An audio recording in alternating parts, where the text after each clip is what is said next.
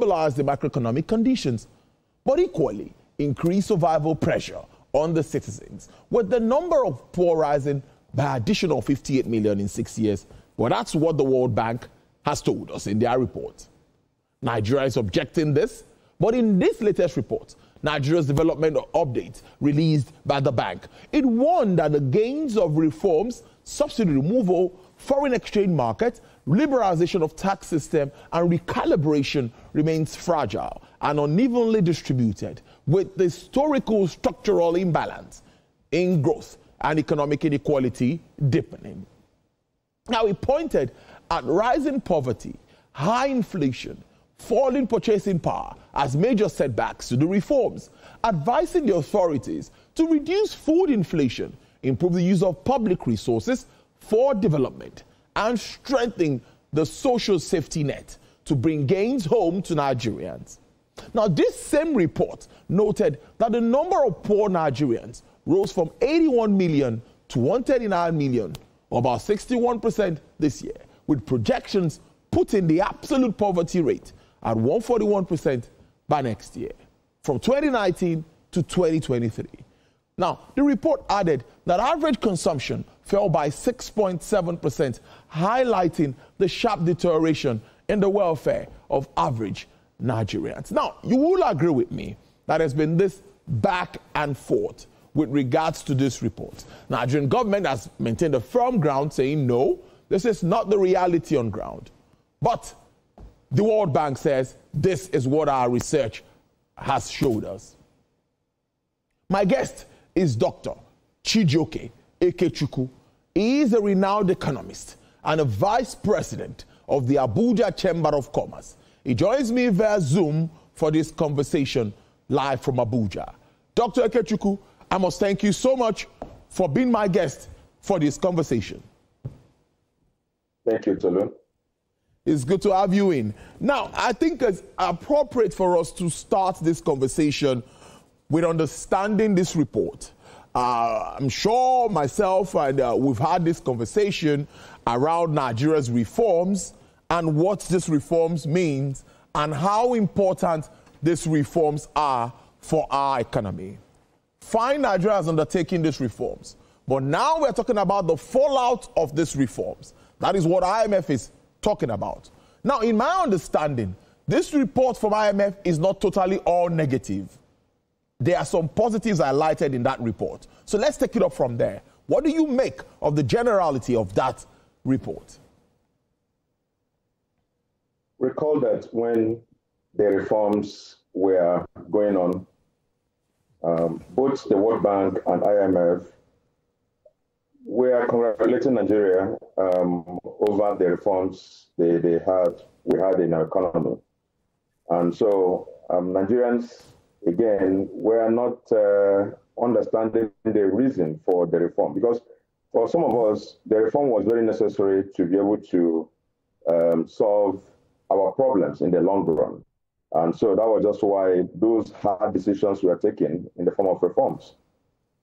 Again, some people expected that we were going to be having some succor for Nigerians following the reforms.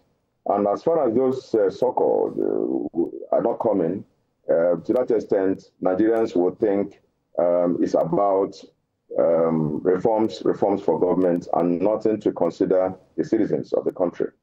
And so having said this, the point of view of IMF, to the extent that there is a lot of income inequality, a lot of still poor standard of living and things like that, which obviously shouldn't be over a period of time.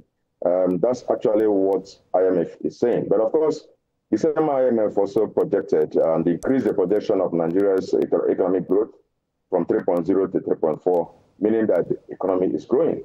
So what is left right now is to try to narrow the inequality, income inequality, and ensure that we have middle class, a lot of middle class who can afford virtually every basic need, the housing, pay school fees, and a lot of things. And so it is also necessary that to be able to solve these problems, of inequality and improve the standard of living, there has to be some social safety nets that we should be able to place. And I usually will say that the safety net we're talking about here in social being does not involve or shouldn't involve the issue of distribution of monies. When people are able to afford their food and afford education, afford housing, then that's enough safety net. If people are able to enter transportation and able to go to places they want to go at a very reduced cost, that's a safety net. And so we need to find the best ways to be able to ensure that whatever monies and benefits we are getting from subsidy removal, we will obviously, the people will have to benefit from them. Right now, the benefits are not as they should be, and that is just why both Nigerians are complaining, and of course, that's why IMF is saying what it's saying. But whether the economy is growing and being better, yes, it is growing. Considering where we're coming from, when you look at the economic indicators, they are all looking better than where we're coming from. But what is now left is just for the citizens of the country to start feeling the impact of this growth in economy. And that is what we have to work on going forward. I had the same conversation yesterday, and my guests mentioned that many of these things or these issues raised by the IMF are not things that the government are turning their blind eye at. They are already working on some of them. I really want you to look at it along that line. What do you make of the efforts made at addressing the fallout? For example, let's look at transportation. Government has been working around the CNG policy, challenges here and there, mass transit and all of that. Agriculture, we see all of the efforts being made, but you're a player, you're an economist. Are there quick wins for government?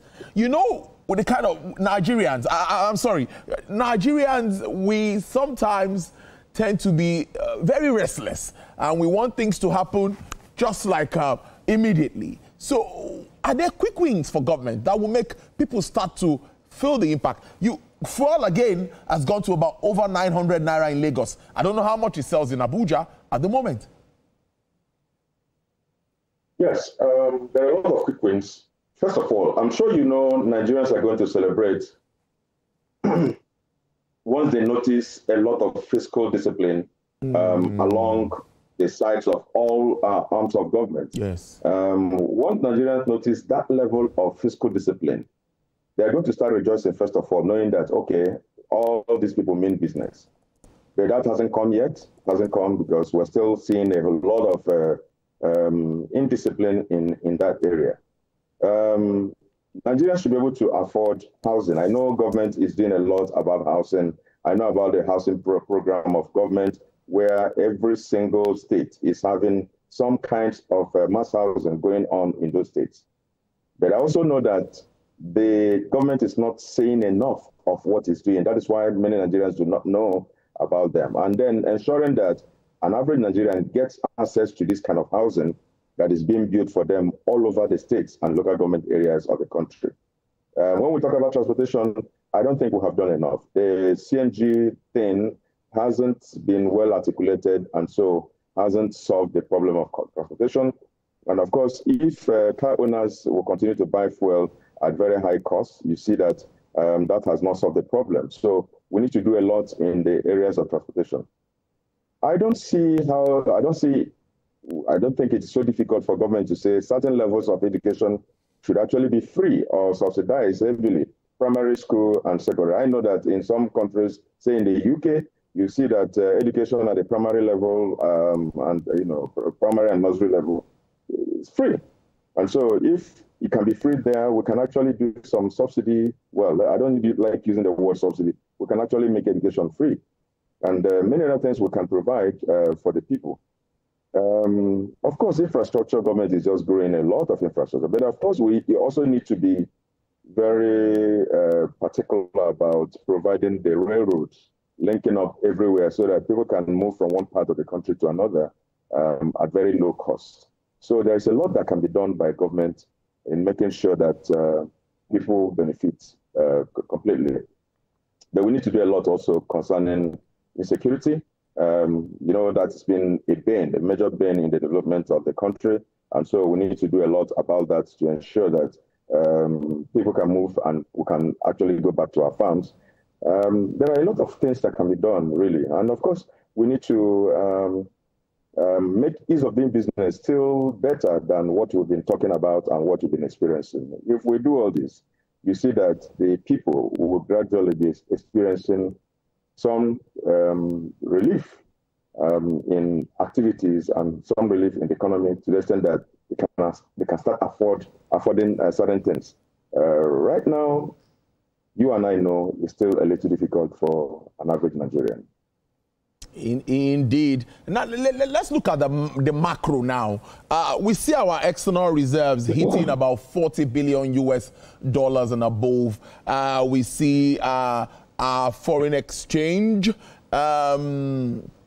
stability in our foreign exchange market. And that is something that everyone has also commended because it brings a level of confidence into the market and all of that. Now, if we continue at this pace, we see that the central bank has also been able to, for the first time in 5 years, reduce the MPR by 50 basis points. Now, bringing the real sector back to life is where I'm headed now. The manufacturers, the small businesses, how they can begin to access loans and all of that so that they can begin to rejig and restart, make the system, all the system, and make sure that the engine is roaring back to life.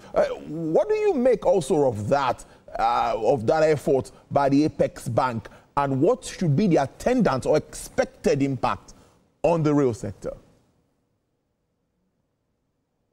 There is no doubt that the Apex Bank, the CBN, actually has done so well in terms of stability, economic stability. Talking about the exchange rate, apart from the fact that it's stable, it's also gradually coming down. If you go today to change your money, you see that you are selling the Bureau de Change man will buy your money at 1,430 or 40, as the case may be. You know where that rate used to be, and so we are gaining traction in that area, and we're getting some improvements in that area. I also agree that interest rate is gradually coming down, especially with the fact that MPR has been reduced, and I'm sure consistently will be reducing. If that is so, we also see that bank rates are dropping for deposits, and of course, gradually dropping for interest rates payment for loans and advances. So if that is happening and if it is sustained, you see that the economy is gradually going to be stimulated with more money to be borrowed by manufacturers and other business concerns. And if there is more money available in the hands of businesses, there will be more money available in the system, and that will also create some more stability. For the foreign reserve increasing, that's actually what is leading to our exchange rate stability and exchange rate reduction. So we need to continue to grow that. And to grow that, we need to be sure that our exports are taken very seriously. And if there is any crude oil importation or any finished petroleum product importation that's still going on, we have to work towards stopping all those so that we can actually use what money we have to do some other things instead of using them to import petroleum products. And again, in the areas of gas production, we need to continue to increase gas production and export same in order for us to have enough foreign currency. When we do that, then we need to get serious, very serious about solid minerals. You mentioned how much what's going on in that area, gold and other solid mineral areas. We need to take that particular sector as seriously as we are taking the oil and gas. And so, it's one sector we have not scratched. Let me say, okay, we started scratching, but we need to do a lot. We need to do a lot. And then let us also increase whatever contribution the solid mineral is making to the GDP. We're not there yet, and we can do better than what we're doing currently. Beautiful stuff as always. Now, before I let you go, Dr. Ikechukwu, let's do a final projection for Nigeria's economy. It's, say, 8 to 10, let's say 10 weeks, November, December, 2 more weeks in October. So let's say approximately 10 weeks to the end of 2025. And we are moving into a year where we expect the tax laws to come into effect from January, and that's been a concern for the business community, for private owners, for SMEs and all of that. So my question to you really is, what's your outlook for Nigeria's economy? The last quarter, expected figures, inflation, what do you think would come up with the figures, and implementing our tax laws by January? First of all, for inflation, yes, we'll have gained some by having our inflation figure drop. But again, we're going to be having some demand push inflation. Demand pull, sorry. We are going to be having some increase in inflation figures towards the end of the year, from November to December, just because of the season of Christmas. A lot of demands are going to come. But that also will lead to increase in the GDP, because as the GDP figure is increasing because of number of activities leading to the season, we're expecting that our inflation rate is going to increase. But that's only going to be just because of the season. As we go into the next year with all the reforms of taxation coming in, all we need to do is the fact that this is going to improve some businesses. It's actually going to have some relief, bring some relief to a lot of businesses, especially with lower income. So it's also going to help the system and help the standard of living we've been talking about. And so if the system will be able to harmonize all those numerous taxes that people are paying, especially the MSMEs, it will be very helpful so that the tax reform will actually have its results and pay the kind of price and the kind of benefit that we want to achieve with it. We may not know exactly how it's going to play out, because implementation may be a problem, but because it's still a new thing, let us watch out and see how it plays out. And of course, as it plays out, we'll continue to adjust and amend certain things that we need to amend as we move on. Well, I think it's a good way for us to leave it today. But a lot is happening around the economy. We'll definitely always stay around it. Dr. Chijioke Ikechukwu, I must thank you so much for your time on the program. As always, renowned economist, and is also the vice president of the Abuja Chamber of Commerce. Thank you so much. Do have a great day. Thank you very much, Tolu. Have a nice day too. All right. Bye. Well, still to come on the show, we will stay with this World Bank's report on Nigeria's economic recovery and expected impact. Now we'll look at the investment angle of it. And an investment analyst with Chapel Hill Denham